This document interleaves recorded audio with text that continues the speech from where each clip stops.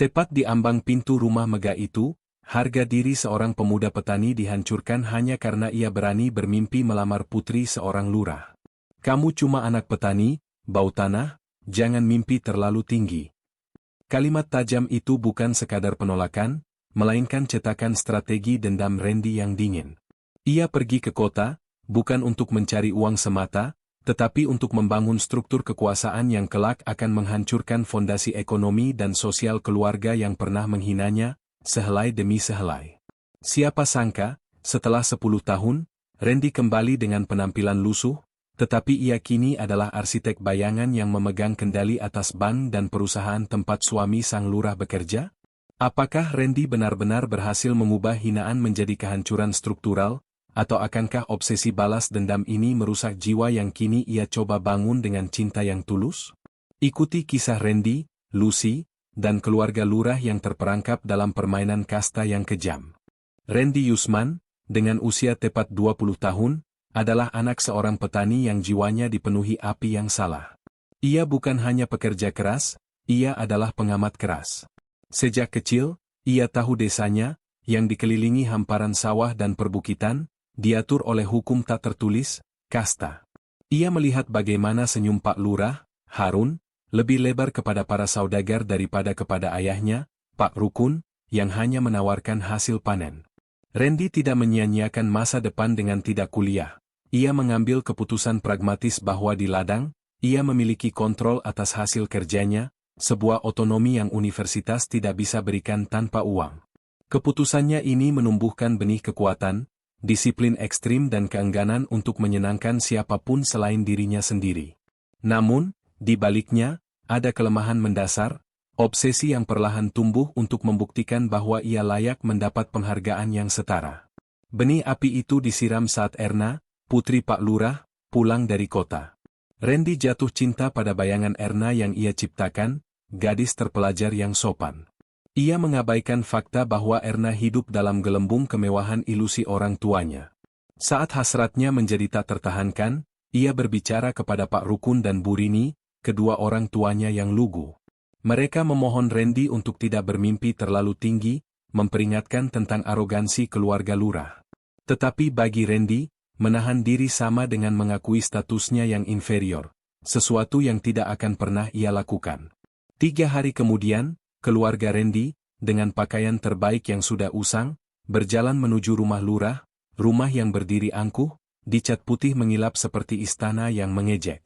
Itu bukan hanya lamaran, itu adalah ujian kasta yang sengaja Randy ambil. Di ruang tamu yang besar, kata-kata yang keluar dari mulut Pak Rukun terasa kecil dan bergetar. Kami datang ke sini membawa maksud baik, Pak Lurah. Anak kami, Randy, ingin melamar Erna. Hening. Dan kemudian, datanglah pembantaian kasta yang brutal. Bu Ratmi, Ibu Erna, memecah keheningan dengan tawa kering yang menusuk, lamar Erna? Anak petani melamar anak lurah? Apakah kamu pikir rumah ini adalah pasar tempat kamu boleh tawar-menawar harga diri? Hina sekali. Matanya menyipit, menatap keluarga Randy seperti melihat kotoran. Erna, yang selama ini hanya diam, kini menambahkan hantaman final. Suaranya, meskipun lebih tenang dari ibunya, memiliki ketajaman yang mematikan. Maaf, Randy. Saya butuh pasangan yang selevel. Suami saya harus memiliki prospek, bukan bau tanah. Kamu bahkan tidak mengerti posisi kamu. Kata-kata, bau tanah, dan, tidak tahu posisi, menghantam Randy bukan sebagai penolakan, tetapi sebagai peluru yang tepat mengenai sasaran. Itu adalah konfirmasi dari ketakutannya, dirinya hanyalah komoditas yang dinilai tidak layak berdasarkan penampilannya. Randy, yang biasanya tenang, merasakan amarah dingin membeku di dalam hatinya. Ia tidak menunduk karena malu, tetapi untuk menyembunyikan kilatan gelap di matanya. Ia tidak membalas. Ia hanya bangkit, menggenggam tangan ayahnya yang gemetar, dan berjalan keluar. Saat mencapai gerbang, Randy berbalik sejenjat, menatap ke rumah megah itu, dan berbisik pelan, hampir tak terdengar, saya akan kembali. Bukan untuk diterima, tapi untuk memastikan kamu tidak akan pernah bisa menolak saya lagi. Malam itu, Randy tidak mengunci diri karena kesedihan. Ia mengunci diri untuk merancang. Dendamnya bukanlah emosi panas yang bisa mereda, itu adalah strategi dingin. Ia menulis surat untuk orang tuanya yang isinya bukan permohonan maaf, melainkan janji kejam. Sebelum fajar, ia telah meninggalkan desa, membawa satu tas kain lusuh dan sebuah rahasia berlapis yang baru ia ciptakan. Tujuannya di Jakarta bukan untuk mencari kekayaan, tetapi untuk menjadi arsitek kehancuran. Ia meninggalkan petunjuk samar yang menantang, di belakang suratnya, ia meninggalkan peta kasar ke ladang mereka dengan tulisan, "Ini adalah aset terakhirmu. Jaga baik-baik, karena aku akan mengklaimnya kembali saat aku mengklaim desa ini." Lompatan waktu 10 tahun. Di Jakarta yang kejam, Randy Yusman tidak mencari pekerjaan, ia mencari pengetahuan struktural. Uang dari hasil menjual ternak kakeknya adalah modal bertahan hidup, tetapi buku-buku bekas tentang ekonomi, hukum dagang, dan struktur perusahaan adalah modal utamanya. Ia mulai sebagai penjaga parkir, lalu asisten kasir, bukan karena ia menyukai pekerjaan itu, tetapi karena itu memberinya akses ke laporan keuangan harian dan dinamika bisnis. Kekuatan terbesarnya adalah kontrol emosional yang luar biasa, ia tidak pernah menunjukkan ambisinya yang gila. Dalam 5 tahun, ia membangun jaringan restoran dari satu warung kecil yang ia beli dengan skema bagi hasil yang jenius. Namun, bisnis makanan hanyalah fasad. Rahasia berlapis Randy mulai terungkap, ia tidak hanya ingin menjadi kaya, ia ingin membangun sebuah struktur gurita yang tentakelnya bisa mencapai hingga ke akar desa. Ia mulai berinvestasi di sektor yang paling dekat dengan kehidupan desa lurah, pembiayaan, logistik, dan bahan bakar. Melalui warisan kecil dari kakeknya dan pinjaman cerdas, ia mengakuisisi saham di sebuah koperasi pertanian lokal dan sebuah bank pembiayaan mikro yang beroperasi di daerahnya, sebuah langkah yang tidak masuk akal bagi seorang pengusaha restoran. Tujuannya tersembunyi, mengetahui siapa yang berutang, berapa nilainya, dan siapa yang memegang kendali. Secara kebetulan yang ia yakini sebagai takdir, Randy menemukan bahwa properti dan aset milik Pak Lurah, Harun, dan beberapa pengusaha kecil di desa, terikat pada pinjaman besar di Bank Pembiayaan Mikro Nusantara, sebuah institusi yang baru saja diakuisisi secara diam-diam oleh perusahaan induk Randy. Randy, si arsitek bayangan, kini memiliki hak kendali atas nasib finansial keluarga Lurah. Di usianya yang ke-30, Randy mengendalikan jaringan hotel, belasan SPBU, dan rental mobil premium, tetapi ia tetap hidup sederhana. Ia memilih berada di balik layar, bahkan melarang fotonya beredar luas di publikasi bisnis. Ia telah menciptakan Randy Yusman yang baru, seorang raja tanpa wajah. Suatu malam, di kantornya yang mewah dengan pemandangan kota, Randy menatap layar yang menampilkan detail keuangan Bank Nusantara. Data menunjukkan bahwa utang properti Pak Harun, Lurah, dan istrinya, Bu Ratmi, berada di batas kritis. Randy tersenyum sinis. Ini bukan lagi soal uang, tetapi soal penggunaan uang sebagai senjata moral. Randy juga menemukan satu nama yang dikenalnya, Hendra. Hendra menjabat sebagai manajer di salah satu SPBU Randy. Yang Randy tahu, Hendra adalah suami dari Erna. Randy tidak merasa puas, melainkan merasakan keharusan yang dingin. Ini adalah bidikan jitu. Ia tahu Hendra adalah titik lemah keluarga itu. Ia tidak langsung memecat Hendra. Sebaliknya, ia memerintahkan audit eksternal yang sangat ketat dan tanpa ampun untuk semua manajer regional. Ia memberi isyarat kepada timnya, cari semua kelemahan struktural. Saya tidak mentoleransi penggelapan sekecil apapun. Saya ingin sistem yang berjalan, bukan emosi. Ia telah menemukan lapisan kedua rahasia berlapisnya. Hendra terbukti melakukan penggelapan dana dan manipulasi laporan keuangan. Randy tidak membalas dendam, ia membiarkan hukum bisnis yang ia ciptakan sendiri yang bekerja. Keputusannya bulat, waktu untuk kembali sudah tiba. Namun, ia tidak akan pulang sebagai raja.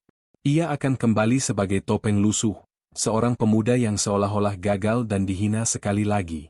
Ia ingin merasakan bagaimana rasanya menjadi sasaran penghinaan sambil memegang kendali penuh atas kehancuran orang yang menghinanya.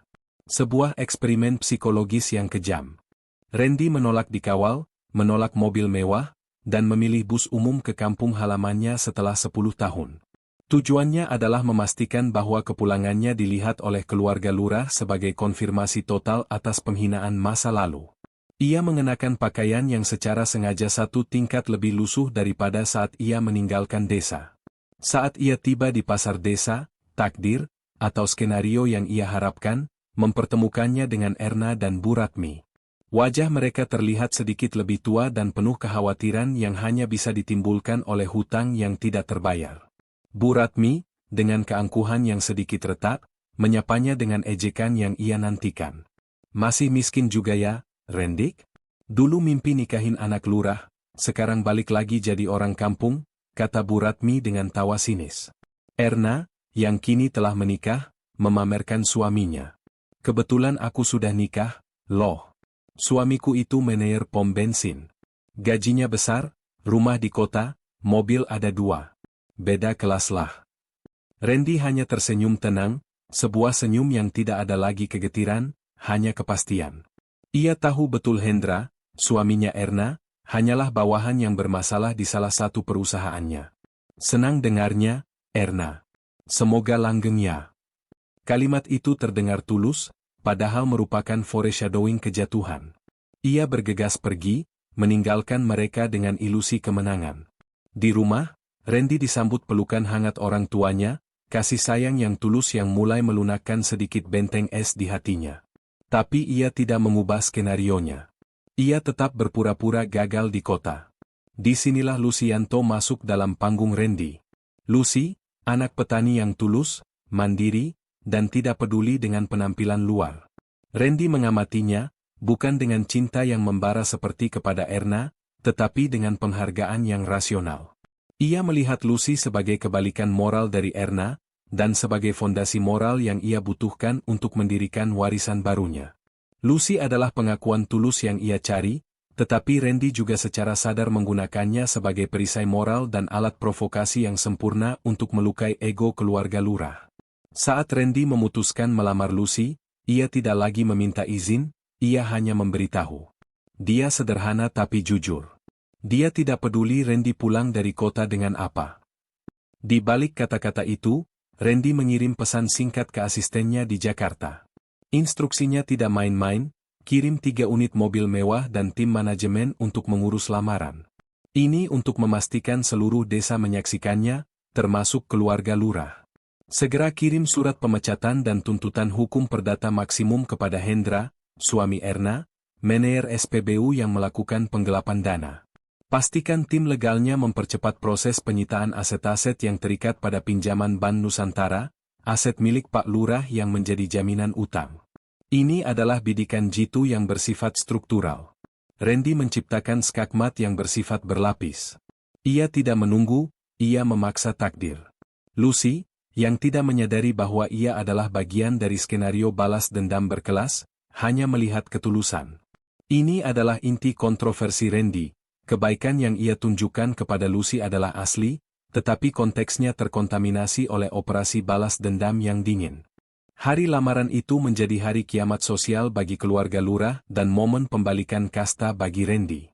3 mobil mewah dan 2 van yang membawa rombongan profesional tiba di depan rumah Lucy yang sederhana. Seluruh desa keluar. Pemandangan itu, mobil-mobil mengilap yang diparkir sejajar di tanah becek, adalah kontras yang kejam dan disengaja. Randy keluar dari mobil terakhir, mengenakan jas berkelas yang ia beli khusus untuk acara ini, sebuah pernyataan bahwa kesederhanaan adalah pilihan, bukan takdir. Ia melangkah tenang. Pak Yanto, ayah Lucy, hanya bisa terdiam bingung melihat panggung mini yang dibangun tim Randy di halaman rumahnya. Pak, saya datang bukan hanya untuk melamar Lucy, tapi untuk menghormati keluarga yang telah membesarkan putri sebaik dia, kata Randy, dengan fokus pada penghormatan yang sengaja ditekankan, mengingat ia pernah tidak mendapatkannya 10 tahun lalu. Lucy, terharu dan kaget, melihat Randy yang tetap rendah hati, tetap tenang, bahkan saat kebenaran tentang statusnya terungkap bertahap di hadapan warga. Saat berita menyebar, dan tepat pada saat Randy memasang cincin di jari Lucy, datanglah pengungkapan berantai yang menghancurkan. Di tengah kerumunan, Erna dan Bu Ratmi berdiri, wajah mereka pucat pasi. Rantai pertama Randy bukan lagi anak petani, melainkan pemilik jaringan restoran, SPBU, dan hotel. Rantai kedua, paling kejam suaminya Erna, Hendra, telah menerima surat pemecatan dan tuntutan hukum atas penggelapan dana dari kantor pusat milik Randy. Status Hendra beralih dari mener menjadi buronan. Kekuatan Randy diumumkan melalui kejatuhan suaminya Erna, menjadikan lamarannya tontonan yang kejam. Bu Ratmi, yang dahulu mengusir Randy dengan hinaan pedas, kini hanya bisa berdiri lemas. Ia tidak sanggup berkata-kata, dadanya sesak oleh penyesalan dan amarah yang tumpah. Ia tahu, keangkuhannya telah menciptakan monster yang kini menghancurkan hidup anaknya dengan kekuatan struktural yang tak terbayangkan. Randy, dari pelaminan, menatap lurus ke arah Erna. Dalam pidato singkatnya, ia mengucapkan kalimat yang hanya dimengerti oleh Erna, yang menerima kita saat kita tak punya apa-apa, merekalah yang pantas menemani kita saat kita punya segalanya. Itu adalah penegasan, bukan pengampunan. Itu adalah cermin yang memantulkan kembali kekejaman Erna padanya. Malam itu, kehancuran keluarga lurah dimulai. Bu Ratmi mengalami serangan stroke ringan, akibat tekanan yang bertubi-tubi. Pak Lurah, Harun, menghadapi tuntutan hukum dan rumor penyitaan aset terkait utang yang terikat pada bank milik Randy. Ia menghilang tak lama setelah itu, meninggalkan istrinya yang sakit dan anaknya yang hancur. Randy tidak senang, tetapi ia juga tidak sedih. Ia hanya melihat konsekuensi logis dari tindakannya. Dilema moralnya kini dipertanyakan. Apakah kebaikan kepada Lucy bisa menebus kehancuran yang ia ciptakan pada Erna, atau apakah ia hanya menukar satu jenis kejahatan dengan kebaikan selektif? Setelah pernikahan yang megah, Randy dan Lucy pindah ke rumah baru mereka yang mewah, sebuah rumah yang berdiri sebagai monumen pembalikan kasta di lahan paling tinggi desa. Rumah itu menjadi pusat perhatian, tetapi Randy memastikan bahwa kemewahan itu tidak tertutup. Ia membuka perpustakaan kecil dan koperasi pertanian gratis. Sementara itu, keluarga Erna terjun bebas. Hendra, setelah beberapa minggu bersembunyi, akhirnya tertangkap karena mencoba mencuri di salah satu SPBU Randy, sebuah ironi kejam yang menyempurnakan nasibnya. Rumah megah Pak Lurah kini kusam, karena asetnya sedang dalam proses penyitaan oleh Bank Nusantara, bank yang kini di bawah kendali penuh Randy. Erna ditinggal sendirian, merawat ibunya yang sakit di kursi roda. Ia berjalan sendirian ke pasar, membeli kebutuhan seadanya. Ia tidak lagi angkuh. Ia hanya seorang wanita yang ditelan oleh konsekuensi pilihan kasta yang ia ambil 10 tahun lalu. Suatu sore, Lucy memberanikan diri bertanya kepada Randy. "Apa kamu bahagia, Mas? Melihat mereka jatuh?" Randy diam sejenak. "Dahulu, saya pikir dendam adalah sumber energi. Sekarang, saya sadar dendam itu limbah emosional. Saya tidak bahagia karena mereka jatuh, Lucy. Tapi saya bersyukur karena saya berhasil mengubah hinaan menjadi struktur kekuasaan yang memastikan mereka tidak bisa menyakiti orang lain dengan kesombongan lagi." Randy mengakui rahasia terdalamnya, tindakan awalnya bukan didorong oleh kemuliaan, melainkan oleh kebutuhan ego untuk membuktikan diri. Ia menyadari bahwa ia menggunakan Lucy dan kekayaannya untuk membuat pernyataan permanen kepada desa tentang nilai dirinya. Lucy, dengan ketenangannya, menjadi jangkar etika yang Randy butuhkan. Ia mengingatkan Randy bahwa kekuatan sejati bukan pada kehancuran yang ia ciptakan, tetapi pada warisan yang ia tinggalkan. Randy mulai mengalihkan energinya dari balas dendam menjadi pembagian kekuasaan. Ia mendirikan koperasi pertanian yang membantu petani menjual hasil panennya tanpa perantara, dan perpustakaan mini untuk pemuda desa. Ia tidak menyombongkan asetnya, tetapi ia menggunakan asetnya untuk menstabilkan komunitas yang pernah menolaknya. Ketika ia bertemu Erna di jalan desa, Randy tetap menyapa sopan dan menundukkan kepala. Tidak ada ejekan, tidak ada rasa puas. Ia tidak perlu membalas, waktu dan konsekuensi sudah melakukannya untuknya. Kisah Randy menjadi kontroversi abadi di desa. Apakah ia seorang pahlawan yang bangkit dari hinaan atau seorang tiran yang menggunakan kekuasaannya untuk membalas dendam secara sistemik? Pertanyaan itu tidak pernah terjawab, tetapi di rumah megah yang berdiri di atas bukit, Randy menemukan kedamaian.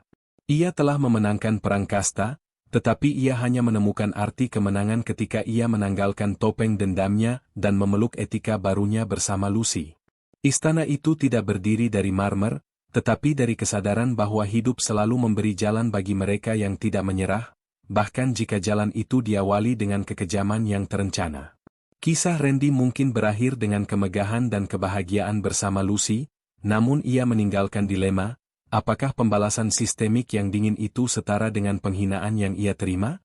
Di akhir cerita ini, kita melihat bahwa kehancuran keluarga yang sombong itu adalah konsekuensi logis dari pilihan kasta yang mereka ambil. Sebuah pengingat bahwa kesombongan adalah utang yang harus dibayar lunas. Pelajaran terbesar dari kisah ini adalah, jangan pernah menilai seseorang dari pakaian atau latar belakangnya, karena hinaan yang tajam dapat menjadi bahan bakar terkuat yang mengubah takdir seseorang menjadi arsitek bayangan bagi nasibnya sendiri. Kekuatan sejati adalah kemampuan untuk bangkit tanpa harus merendahkan orang lain, meskipun jalan menuju puncak itu terkadang harus melewati strategi yang dipertanyakan etika moralnya. Kami tegaskan bahwa cerita ini fiktif, disusun agar terasa nyata, dan hanya untuk diambil hikmahnya. Terima kasih banyak telah menyaksikan perjuangan Randy hingga akhir.